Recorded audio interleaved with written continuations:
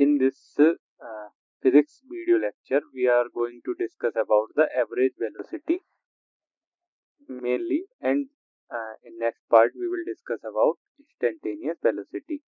So average velocity होता क्या है, पहले हम लोग ये समझते हैं. देखो, एवरेज वेलोसिटी किसी पार्टिकल की किसी टाइम इंटरवल में निकाली जाती है. ठीक है, तो टाइम इंटरवल जैसे अब हम इससे समझते हैं. पहले हम लोग ये देखते हैं कि जो वेलोसिटी वो एक वेक्टर क्वांटिटी होती है. ठीक है, और अगर हम इसे एक फॉर्मूला वाइज देखें तो एवरेज वेलोसिटी का मतलब है displacement not distance upon time interval. ठीक है, अब हम इससे समझते हैं. जैसे ये एक पार्टिकल मतलब टाइम t1 पर ए पोजीशन पर था और टाइम t2 पर वो बी पोजीशन पर आ गया, तो इसका जो डिस्प्लेसमेंट होगा वो ए टू बी एक स्ट्रेट लाइन होगी. बट हम लोग वेक्टर पोजीशन से जब देखते हैं ना, तो ओरिजिन से लेकर पोजीशन ऑफ पार्टिकल तक एक स्ट्रेट लाइन ज्वाइन करते हुए एक पोजीशन वेक्टर बन जाता है, जैसे कि ओ ए और ओ बी. तो ये बन गया R1 और R2. तो अब हम लोग इस तरीके से देखते हैं कि पहले हम लोग देखते हैं कि एवरेज वेलोसिटी इस तरीके से क्या हुई.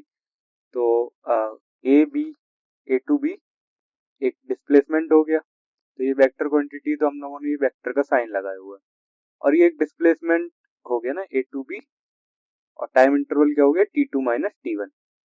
तो ये हम लोगों ने मान लिया. अब हम लोग इसे पोजीशन वेक्टर के फॉर्म में देखते हैं. तो पोजीशन वेक्टर पार्टिकल की time t equal to t1 पर थी ओ ए, ये ओ ए ओरिजिन से जोड़ा हुआ है, और time t equal to t2 पर थी ओ बी. हम लोगों ने R1 और R2 के फॉर्म में लिखा. डिस्प्लेसमेंट पार्टिकल का निकालेंगे टाइम इंटरवल t1 से t2 के फॉर्म में. तो A B equal to A O plus O B. जब ये इसे हम लोग उल्टा करेंगे तो ये माइनस में आ जाएगा, तो ओ बी माइनस ओ ए, R2 माइनस R1. तो ये डिस्प्लेसमेंट हो गया. तो ये जो फॉर्मूला आता निकल के बी एवरेज वेक्टर फॉर्म में R2 minus R1 upon T2 minus T1. तो हम लोग इसे ऐसे करके एक डिफाइन करते हैं कि जो average velocity of a particle in a time interval T2 minus T1 is defined as a displacement divided by the time interval, जो कि क्या है T2 minus T1. या फिर हम लोग इसे ऐसे भी कह सकते हैं कि जो average velocity of a particle in time interval T1 to T2 is defined as its displacement divided by the time interval. Time interval क्या होगा T2 minus T1. अब हम इसे एक एग्जाम्पल के तौर पर समझते हैं.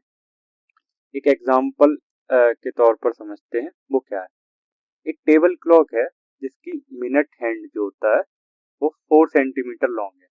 मिनट हैंड लगभग काफी लंबा होता है, तो हम इसे रेडियस के फॉर्म में मान लेते हैं.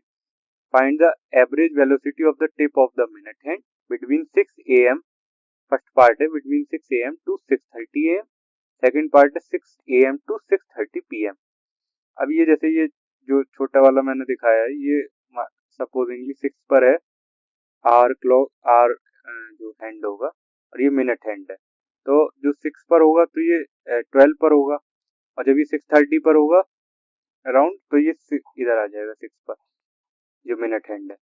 तो जब हम लोग इसका डिस्प्लेसमेंट निकालेंगे 12 से लेकर 6, इसकी डायरेक्शन हो जाएगी. डायरेक्शन कैसी होगी, from 12 mark to 6 mark on clock panel. Direction ये हो गई. अगर हम इसे ऐसे लाइन के फॉर्म में भी ज्वाइन करें तो डायरेक्शन इस तरफ को बैठेगी, इस तरफ को बैठेगी. और डिस्प्लेसमेंट क्या होगा 2r. बहुत इजी है, डायमीटर के बराबर होगा 8 सेंटीमीटर हो गया.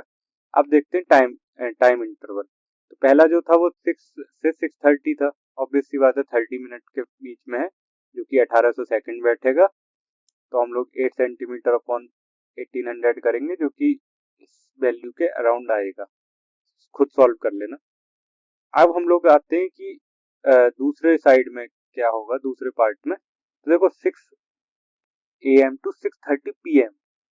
तो जो मिनट हैंड है वो तो उसमें 180 के एंगल पर ही आएगा, ऑब्वियस सी बात है. 6 AM पर ये 12 पर था, और 6:30 PM पर ये इधर आ जाएगा. तो ये तो डिस्प्लेसमेंट सेम रहने वाला, लेकिन टाइम इंटरवल बदल जाएगा। टाइम इंटरवल में इस बार आवर्स भी आएंगे, क्योंकि AM टू PM हो रहा है ना। तो ये क्या हो रहा, टाइम इंटरवल बैठ रहा लगभग 12 आवर्स 30 मिनट, कि AM टू PM का हम लोगों ने 12 आवर्स जोड़ लिया और 30 मिनट ये जो है, तो वो जब हम लोग सेकंड में उसे कन्वर्ट करेंगे तो वो 45,000 सेकंड्स बैठेगा। फिर हम लोग इसका एवरेज वेलोसिटी निकालेंगे, जो कि डिस्प्लेसमेंट अपॉन टाइम है, 8 सेंटीमीटर अपॉन 45,000, जो कि अराउंड दिस वैल्यू आएगी। कैलकुलेट करना। Thank you.